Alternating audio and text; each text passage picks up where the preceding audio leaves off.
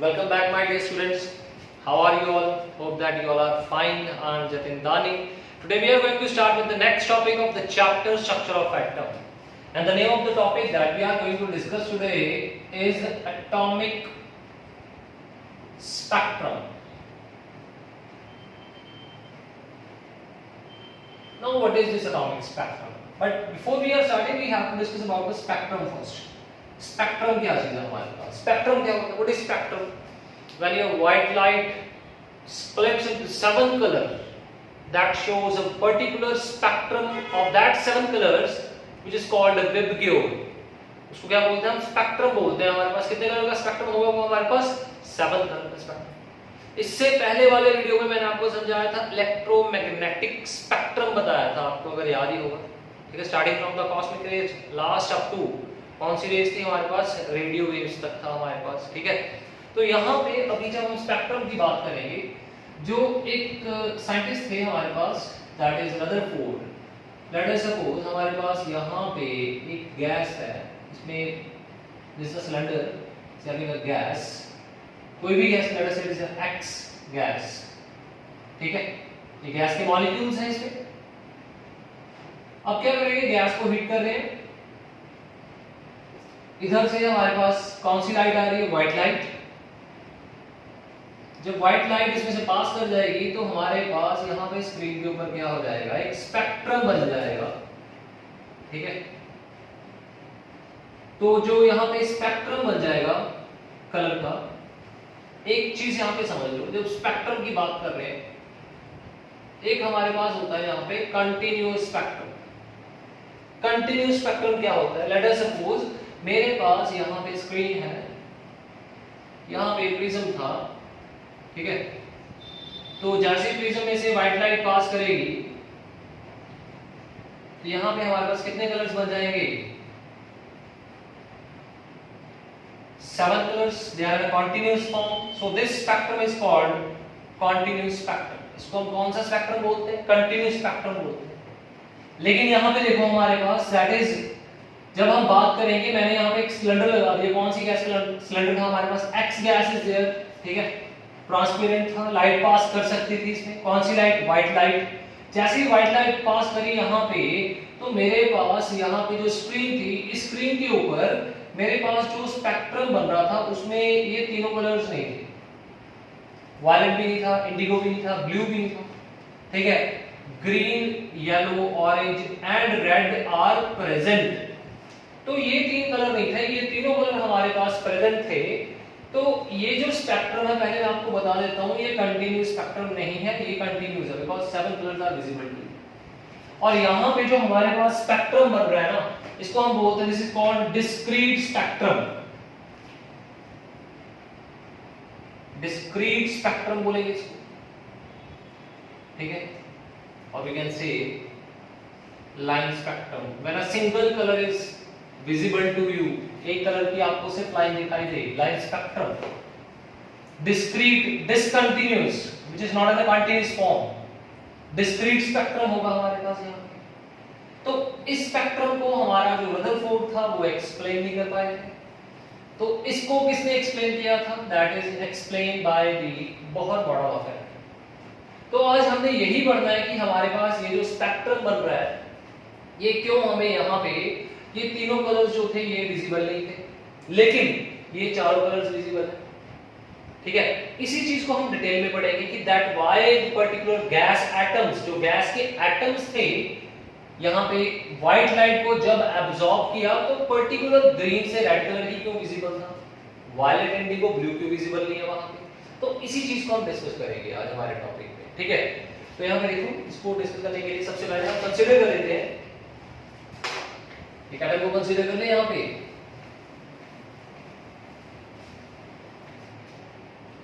we have considered one single atom जिसका nucleus है. ये हमारे पास first shell, K shell, L shell, this is your N shell. ठीक है, अब जब हम बात करेंगे एटम के स्ट्रक्चर की बात कर रहे हैं, तो सबसे पहले हमारे पास यहाँ पे जो के शेल है, इसकी वैल्यू आपको एनर्जी की वैल्यू पता थी 3.6 इलेक्ट्रोवोल्ट. ठीक है, उसके बाद जो नेक्स्ट था हमारे पास 30.6 है, इसकी हमारे पास वैल्यू थी दैट इज योर 3.4, इसकी वैल्यू थी हमारे पास 1.5 इलेक्ट्रोवोल्ट, 3.4 इलेक्ट्रोवोल्ट थी। तो हमारे पास ये जो वैल्यूज है यहाँ पे, ये वैल्यूज जो है फिक्स वैल्यूज है हमारे पास, ठीक है। तो एक चीज यहाँ पे और दिमाग में रख लो बेटा कि that -1.15 is the largest value and -13.6 is the least value. सबसे कम वैल्यू हमारे पास जो है, लीस्ट वैल्यू कौन सी है हमारे पास, इसको इस चीज को दिमाग में रखना बस। लीस्ट वैल्यू की कौन सी है हमारे पास, 13.6 इलेक्ट्रोवोल्ट। ये किस चीज की वैल्यू थी, ये इसकी एनर्जी शेल, ये जो शेल था, ये जो ऑर्बिट है, कौन सा शेल है हमारे पास, के शेल है, इसके शेल की एनर्जी की वैल्यू है। मतलब यहाँ पे अगर इलेक्ट्रॉन होगा तो उसके पास जो एनर्जी होगी कितनी होगी हमारे पास, -13.6, और यहाँ पे जो इलेक्ट्रॉन होगा उसके पास हमारे पास यहाँ पे मैक्सिमम वैल्यू कौन सी हो जाएगी हमारे पास यहाँ पे, -1.5 इलेक्ट्रोवोल्ट। अब ये मैक्सिमम क्यों है आपको बताइए, नेगेटिव का साइन है, नेगेटिव साइन अगर बड़ी डिजिट के साथ होगा तो वो छोटी बन जाएगी, अगर छोटी डिजिट के साथ होगा वो क्या बन जाएगी, बड़ी बन जाएगी। तो ये वैल्यू हमारे पास क्या हो जाएगी, मैक्सिमम हो जाएगी। अब यहाँ पे क्या हुआ कि मेरे पास इलेक्ट्रॉन था जो के शेल में प्रेजेंट था, यहाँ कौन से शेल में था, के शेल में प्रेजेंट था। तो जब इलेक्ट्रॉन हमारा के शेल में प्रेजेंट है, यहाँ से लाइट आ रही है कुछ फ्रीक्वेंसी की, जब ये लाइट इसके ऊपर स्ट्राइक करेगी, हमारे पास ये जो इलेक्ट्रॉन के शेल में है, एल शेल एम शेल। मैं आपको एक और चीज बता दूं, जब इलेक्ट्रॉन के शेल में है, आपने कोई भी एनर्जी इसको नहीं दी अपनी तरफ से, ऑलरेडी मतलब स्टार्टिंग से ही ऐसी है, मतलब आपने अभी कोई एनर्जी सप्लाई नहीं की, normal, this is normally electron is present in the के शेल, के शेल में इलेक्ट्रॉन प्रेजेंट था। तो जब ये के शेल में इलेक्ट्रॉन प्रेजेंट है, इसको हम बोलते हैं, this is called ground state बोलते हैं इसको। कौन सी स्टेट बोलेंगे, ग्राउंड स्टेट बोलेंगे, ठीक है। अब आपने क्या किया, इसको बाहर से एनर्जी जब दे दी है ना, एनर्जी जब दी इसने, ये इलेक्ट्रॉन जंप कर गया यहाँ पे, कौन से शेल में चला गया, एम शेल में चला गया, ठीक है। जैसे ही आपने क्या कर दिया, बाहर से एनर्जी दी, तो इलेक्ट्रॉन जो था हमारा जंप करके कहां पे चला गया, एम शेल में चला गया। जब इलेक्ट्रॉन एम शेल में चला गया, कौन से शेल से, शेल 1 से शेल 3 में चला गया, तो हमारे पास ये जो एम शेल होगा, this is called excited, excited state बोलते हैं इसको, this is called excited state, M shell is excited state. ये भी हो सकता है कि आपका ये जो इलेक्ट्रॉन है यहां से जंप करके यहां पे चला जाए, ठीक है। तो मैंने आपको पहले भी बताया था कि दैट अगर आप चाहते हो कि आपका इलेक्ट्रॉन यहां से यहां पे चला जाए, तो इसके लिए आपको कितनी वैल्यू देनी पड़ेगी, 13.6, दैट इज 1.5, यहां पे आपको वैल्यू जो देनी पड़ेगी, दैट इज योर 12.1 इलेक्ट्रोवोल्ट की वैल्यू इसको देनी पड़ेगी, तब इसकी एनर्जी जो इंक्रीज करके कितनी बन जाएगी, -1.5। तो आपने एनर्जी दी, इलेक्ट्रॉन यहाँ पे जंप करके चला गया, कौन सी स्टेट में चला गया, एक्साइटेड स्टेट में। मैं आपको एक और चीज बताता हूँ, दुनिया में जितनी भी चीजें हैं, कोई भी चीज हो, मैं इलेक्ट्रॉन की बात नहीं कर रहा, मैं आपकी बात भी कर रहा हूँ, आप सभी जो होंगे वो कौन सी स्टेट में रहना पसंद करेंगे, ग्राउंड स्टेट में। Nobody wants to live in excited state, क्योंकि एक्साइटेड स्टेट में हमारे पास जो एनर्जी क्या कर जाती है, इंक्रीज और डिक्रीज। मैंने आपको पहले ही बताया, एनर्जी मैक्सिमम कहाँ पे, -1.5, तो एनर्जी क्या कर जाएगी, इंक्रीज, और यहाँ पे एनर्जी क्या हो जाएगी हमारे पास, एनर्जी होगी लेस होगी। और सभी चीजें दुनिया में चाहती हैं कि हमारे पास जो है एनर्जी लेस हो, because more energy less stability,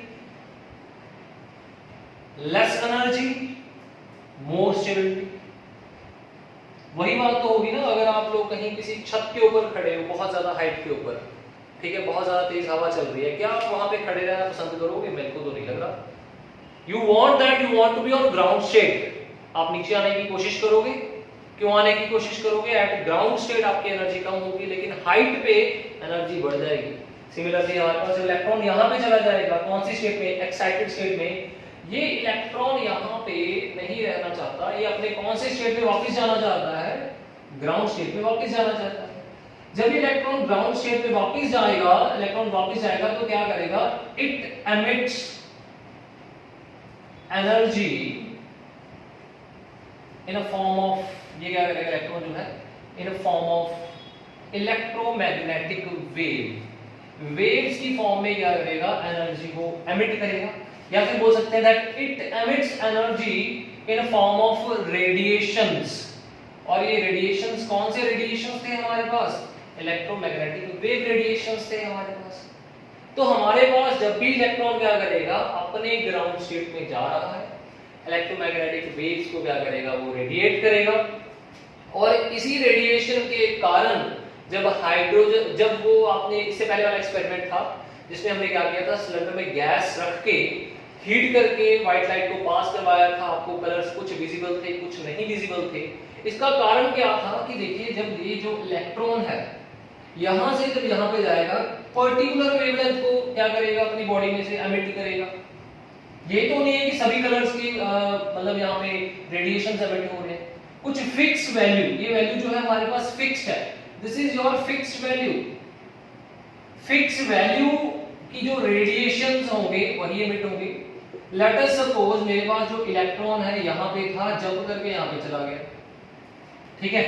जब इलेक्ट्रॉन यहां से यहां पे चला गया, जब ये वापस आएगा तो क्या करेगा, इट एमिट्स क्या करेगा, radiation of fixed value. Fix value के क्या करेगा, रेडिएशंस को क्या करेगा, एमिट करेगा, पर्टिकुलर कलर को क्या करेगा, एमिट करेगा, जिसके कारण आपको सिर्फ और सिर्फ कौन से कलर विजिबल थे आपको, दैट इज विब, तो आपको विजिबल ही नहीं था। फिक्स कलर विजिबल थे, that is green, yellow, orange, आपको क्या थे, विजिबल थे।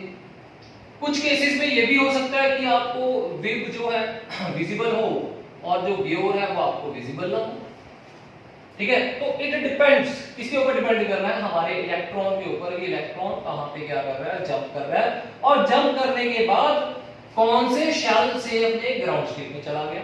ये भी हो सकता है यहाँ पे हो ग्राउंड स्टेट इसका एल में चला जाए, तब भी क्या करेगा, एनर्जी एमिट करेगा। So it depends upon the ground state and excited state, and when the electron is moving from excited to ground, it emits the energy in form of EM waves or radiation, and this spectrum is called, इसको कौन सा spectrum बोलेंगे, emission spectrum बोलेंगे। कौन सा spectrum हो जाएगा, emission spectrum हो जाएगा। इसको जल्दी से नोट कर लो, इसके बाद एक न्यूमेरिकल के साथ आपको और अच्छे से समझाते हैं कि इसमें है क्या हमारे पास एमिशन स्पेक्ट्रम है। इसको पहले नोट करो।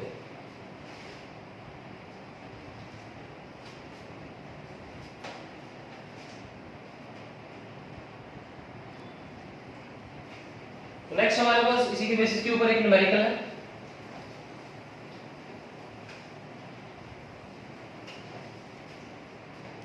An electron in hydrogen jumps from second shell to first shell,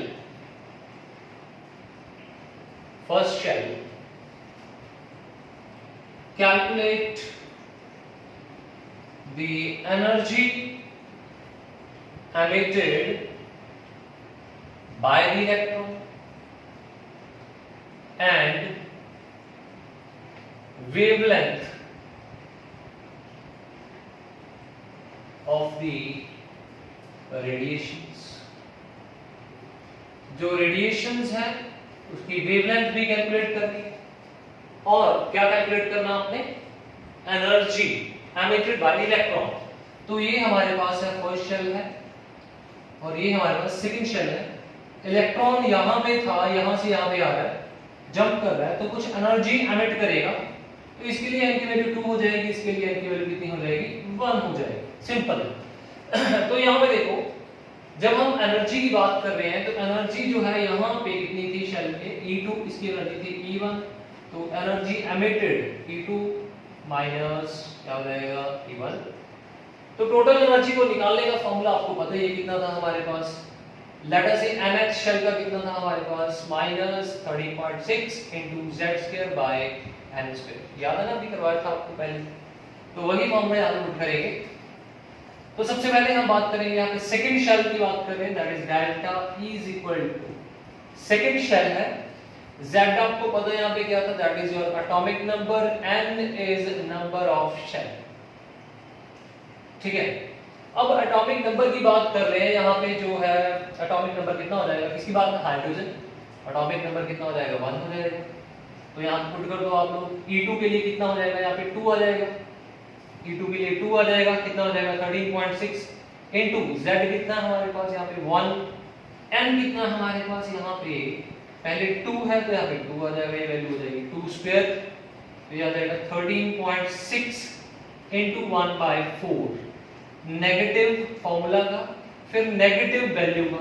अब E1 के लिए कितना हो जाएगा 13.6 इनटू 1/1, ठीक है, 1 स्क्वायर बाय 1 स्क्वायर, तो ये नेगेटिव नेगेटिव क्या बन जाएंगे, पॉजिटिव 13.6, ये बन जाएगा 13.6 नेगेटिव 13.6/4, 13.6 नेगेटिव ये बन जाएगा हमारे पास लगभग बन जाएगा 3.4 बन जाएगा, ये बन जाएगा 10.2 इलेक्ट्रोवोल्ट। ये इसकी वैल्यू आ गई हमारे पास the energy emitted by the electron, जो इलेक्ट्रॉन ने एनर्जी यहाँ पे एमिट कर रखी है, इसकी वैल्यू कितनी है 10.2 इलेक्ट्रोवोल्ट्स।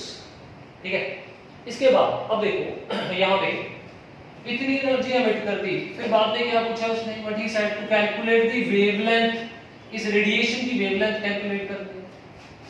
इससे पहले वाले लेक्चर में इलेक्ट्रोमैग्नेटिक वेव थ्योरी में मैंने आपको एक फार्मूला करवाया था, प्लैंक्स क्वांटम थ्योरी में भी, E = h nu, E = Planck's quantum theory में करवाया था c/λ, h क्या था प्लैंक्स कांस्टेंट, c क्या था स्पीड ऑफ लाइट, h की वैल्यू क्या थी 6.636 10⁻34 नेगेटिव जूल सेकंड्स, c की वैल्यू 63 × 10⁸8 मीटर पर सेकंड, लैम्डा हमने कैलकुलेट करना है, और यहाँ पे एनर्जी आपको रेडिएशन की ऑलरेडी पता है कितनी है, डेल्टा E की वैल्यू कितनी है 10.2 इलेक्ट्रोवोल्ट।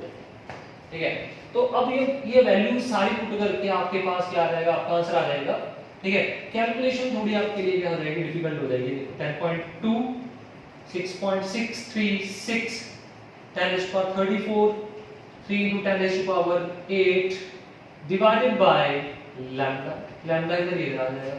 तो इसको करने का एक शॉर्ट वे भी है, आपको पता है कि h जो है वो क्या है कांस्टेंट, c भी क्या है आपका constant, speed of light is constant, दोनों की वैल्यूज जो है कांस्टेंट है। अगर दोनों को मल्टीप्लाई करेंगे तो हमारे पास यहाँ पे एक एनर्जी का फॉर्मूला आ जाएगा, that is energy 12375 by lambda, दोनों को मल्टीप्लाई करके सीधा 12375, इसको सॉल्व कर लो और याद रखना यहाँ पे जो आपका लैम्डा होगा that will be in Armstrong. ठीक है, आर्मस्ट्रॉन्ग में होगा, तो यहाँ पे लैम्डा निकालना 12375, डेल्टा E की वैल्यू आपने निकाली हुई है यहाँ पे 10.2, क्योंकि अगर आपको यहाँ पे कैलकुलेशन करनी है तो आपको यहाँ पे इलेक्ट्रोवोल्ट को जॉल्स में कन्वर्ट करना पड़ेगा, तो बेटर है कि हम शॉर्ट वे से चलते हैं। ठीक है, 10.2 यहाँ पे हो गया हमारे पास, लैम्डा कितना आ जाएगा, इनको इस चीज को कैलकुलेट करने के बाद याद आएगा 1 याद आएगा आपका 1213.23 आर्मस्ट्रॉन्ग, इसको मीटर में कन्वर्ट करना है 1213.23 into 10⁻⁻10 that is in metre. ये आपका क्या आ चुका है, यहाँ पे वेवलेंथ आ चुकी है। किस चीज की वेवलेंथ है ये हमारे पास, रेडिएशंस एमिटेड की वेवलेंथ। बढ़िया स्टूडेंट्स, इसको जल्दी से नोट करो। नेक्स्ट हम बात करेंगे कि दैट हम वेवलेंथ को डायरेक्टली कैसे कैलकुलेट कर सकते हैं, बिकॉज यहाँ पे आपको देखो क्या करना पड़ा, पहले एनर्जी कैलकुलेट करनी पड़ी यहाँ पे, एनर्जी के बाद आपने यहाँ पे एक फॉर्मूला लगाया Planck's theory, Planck's that is energy का formula E = n h nu that is E = hc/λ वाला फॉर्मूला लगाया, शॉर्टकट भी लगाया, फिर डिवाइड करना पड़ा। तो हम इसके बाद एक डायरेक्ट फॉर्मूला यहाँ पे क्या करेंगे, बनाएंगे, जिससे आप वेवलेंथ को डायरेक्टली कैलकुलेट कर सकते हो। पहले इसको जल्दी से नोट करो इसको जल्दी से note.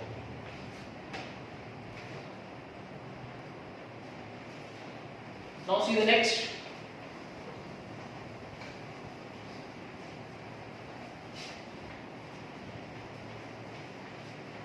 In the next we are going to discuss how we can directly calculate the wavelength if the electron is jumped from, how to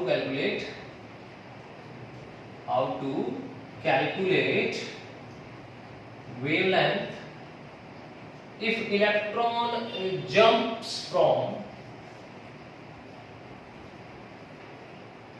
n2 to n1, n2 से n1 में जब जंप करेगा तो कुछ रेडिएशंस को emit करेगा, उसकी wavelength को कैलकुलेट कर कैसे करेंगे डायरेक्टली फॉर्मूला से, तो इसके बारे में अभी डिस्कस करेंगे, ठीक है डायरेक्टली।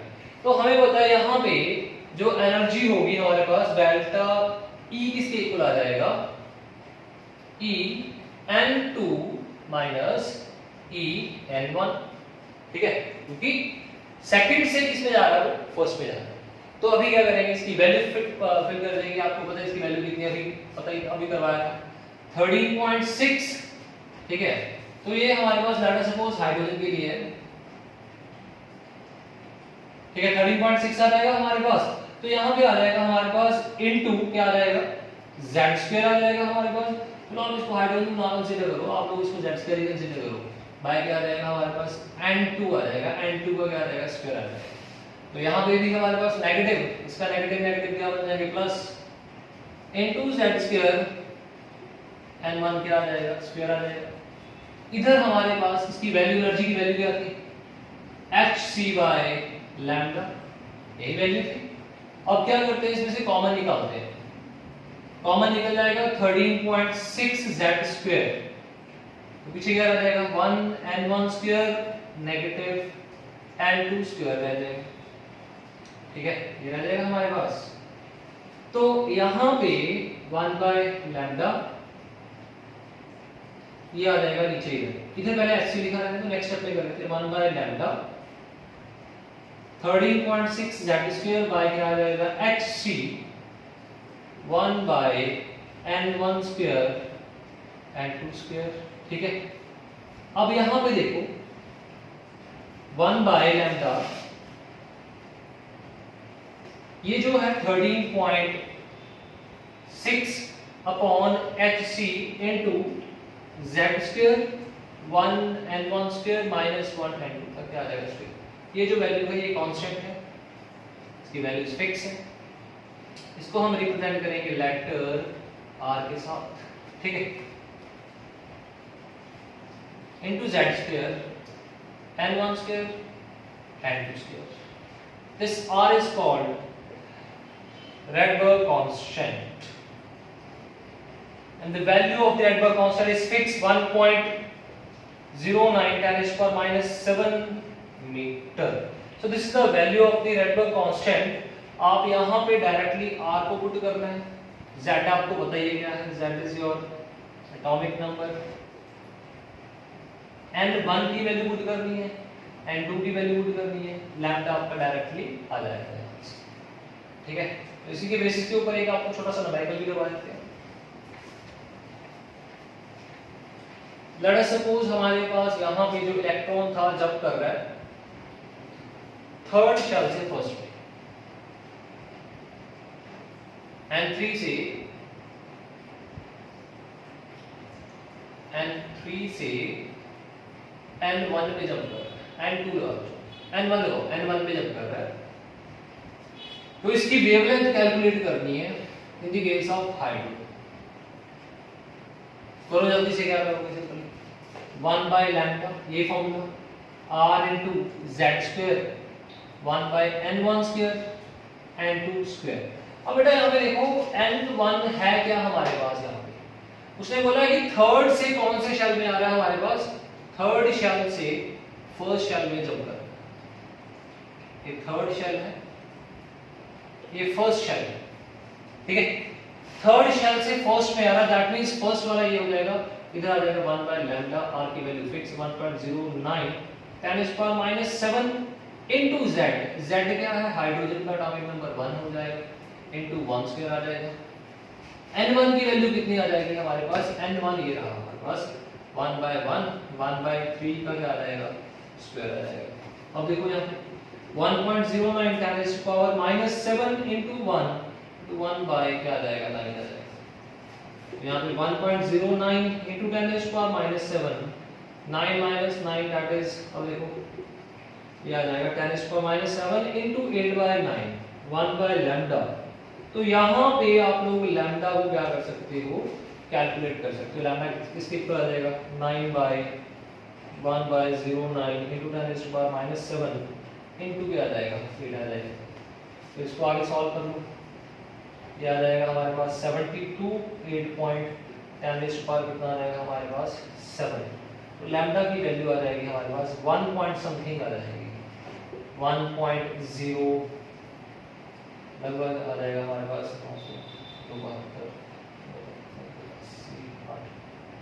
7/10⁻7 आ जाएगा। This is the value of lambda. Lambda की वैल्यू आ जाएगी हमारे पास मीटर्स में, because R is in the metre. ठीक है, तो ये था आपका numerical related to the formula of that numerical that I have told you, clear to each and every student. Thank you, पढ़ते रहो, ठीक है, टाइम वेस्ट नहीं करना, work hard so that you will get a better results in your exam. Thank you.